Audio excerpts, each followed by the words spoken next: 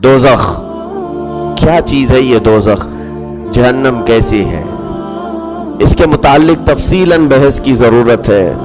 ضمناً میں نے کئی تفسیروں میں اس کا ذکر کر لیا ہے۔ جہنم اللہ کا بنایا ہوا ایک ایسا گھر ہے جس کی لمبائی چوڑائی کی حد کیا ہے وہ اللہ ہی بہتر جانتا ہے۔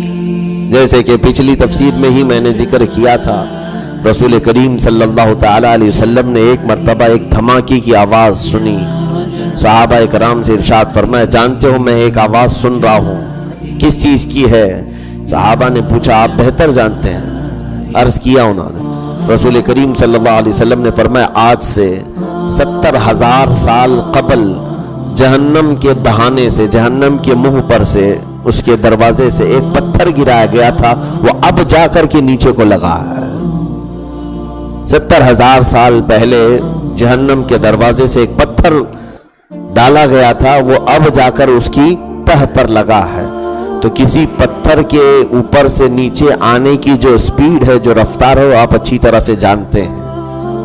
اب اس پتھر کو نیچے تہ تک پہنچنے کے لیے جہنم کے 70,000 سال لگ سکتے ہیں، تو پھر جہنم کی یہ لمبائی چوڑائی کا ہمارے دماغ سے کیلکولیشن ہونا مشکل ہے۔ ہم نہیں بتا سکیں گے کہ وہ کتنی بڑی ہے دوزخ۔ اور جبکہ دوزخیوں کی شکلوں کے متعلق بھی فرمایا گیا کہ ایک دوزخی اتنا بڑا ہوگا کہ وہ زمین پر کھڑا رہے تو اس کا سر بادلوں پر لگنے لگے، اور اس کا پیٹ پہاڑ کی طرح برابر، اس کے کان صرف ہاتھی کے برابر ہوں گے۔ اتنی بڑی شکل بنائی جائے گی ایک دوزخی کو ڈالنے کے لیے، کیوں؟ تاکہ وہ مزہ چکھ سکے عذاب کا۔ تو جہنم جو اس کے طبقات ہیں، اس کے متعلق بھی احادیث کریمہ میں ہے کہ الگ الگ اس کے طبقات ہیں۔ کچھ وادیاں ہیں جہنم کی، بے نمازیوں کے لیے ایک الگ طبقہ بنایا گیا، اس کے عذابات کا سسٹم ہی الگ ہے۔ ہوتا ہے کہیں پر بھی ڈپارٹمنٹ بنے ہوئے ہوتے ہیں، شعبے بنے ہوئے تھے، دوزخ کے بھی شعبے ہیں۔ جیسے قرآن پاک میں ایک آیت سے صاف ظاہر ہوتا ہے، ان المنافقین فی الدرک الاسفل من النار۔ اللہ فرماتا ہے بے شک منافقین جہنم کے سب سے نیچے والے طبقے میں ہوں گے۔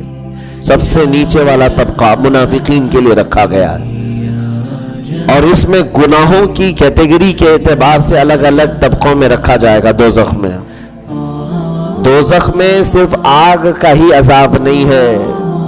اب ایک بات اور بھی میں آپ کو بتا دوں، آگ کا عذاب تو یہ انسانوں کے لیے ہے، لیکن جو آلریڈی آگ سے بنے ہوئے ہیں جنات، تو جنات جنہوں نے کفر و شرک کیا انہیں بھی دوزخ میں ڈالا جائے گا، کیونکہ وہ بھی مکلف ہے شریعت کے۔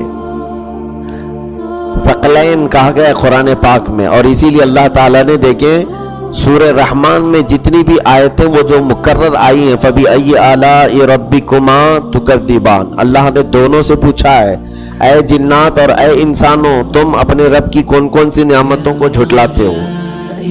تو جنات سے بھی پوچھا گیا ہے اور انسانوں سے بھی۔ اس کا مطلب ہوا کہ جنات بھی مکلف ہیں شریعت کے۔ اسی لیے بزرگوں نے فرمایا جنات میں بھی سارے فرقے ہیں، ساری تنظیمیں، سب کچھ ویسی ہے جیسے انسانوں میں۔ ان میں بھی کفار ہیں، ان میں مشرکین ہیں، یہود بھی ہیں، نصارہ ہیں، ان میں بتوں کے پجاری بھی ہیں، اور اسی طرح سے صالح جنات بھی ہیں، عبادت گزار بھی ہیں، تقوی شعار بھی ہیں، اولیاء کرام بھی ہیں۔ جنات میں سارے طبقات ہیں۔ تو جنات جو کفر کر چکے وہ تو آلریڈی آگ سے بنے ہوئے ہیں، تو انہیں کون سا عذاب دیا جائے گا؟ تو فرمایا گیا ان کے لیے عذاب ہے۔ یہ ضروری نہیں ہے کہ آگ سے بنا ہوا آدمی آگ اس کے لیے عذاب نہیں ہوتی۔ مثال کے طور پر کسی نے یہ اعتراض کیا تھا کہ جنات کو کیسے عذاب ہوگا دوزخ میں، اور شیطان دوزخ میں جائے گا تو وہ تو آگ سے بنا ہوا ہے، دوزخ میں آگ ہی ہے۔ اس کو ایک بہت بڑے ہمارے فقیہ ہیں، بزرگ ہیں، انہوں نے جواب دیا تھا، مٹی کا ڈھیلا اٹھایا اور زور سے اس کو مارا، لگا کہ نہیں لگا؟ مٹی کا ڈھیلا اٹھایا، اینٹ کا ٹکڑا اٹھا اور مارا، لگا کہ نہیں لگا؟ ہاں بالکل لگا۔ کہا تو بھی تو مٹی سے بنا ہوا ہے اور مٹی بھی تجھے تکلیف دے رہی ہے۔ انسان تو مٹی سے بنا ہے، تو یہ تھوڑی نہ ہے کہ مٹی سے بنا ہے تو اب مٹی کا ڈھیلا اس کو تکلیف نہیں دے سکتا۔ मारनी पड़ेगी, पड़ेगी।